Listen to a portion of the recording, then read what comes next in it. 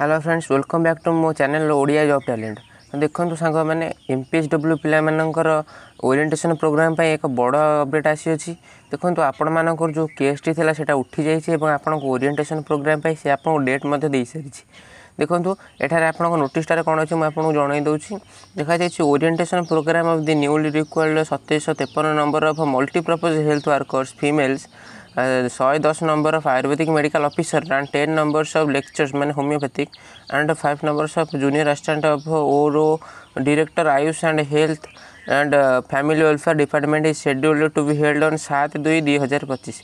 देखो आपणकर काली हम आपणकर capital high school unit 3 near Ram Mandir Bhubaneswar ठारे हम आपणकर जो नेसेसरी अरेंजमेंट गुड़ी रही से स्मूथली आपणकर हम बोली जन देते।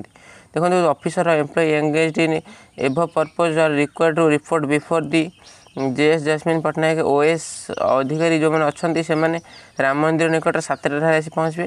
तो आपण मानक से जन देते आप 7टा टाइम पहुँचे। देखो डिटेल्स आप जो तले रही देखो मुझे देखी दूसरी से आपको गोटे टेबुलटी देती लिखा जाए ड्यूटी डिस्ट्रीब्यूशन अच्छे आपंकर जो काउंटर गुड़िक और आपंकर डिस्ट्रिक्ट गुड़िक आप जो केते कोड़े कैंडिडेट अच्छा से कौट कौट सब पोस्ट पाइबे।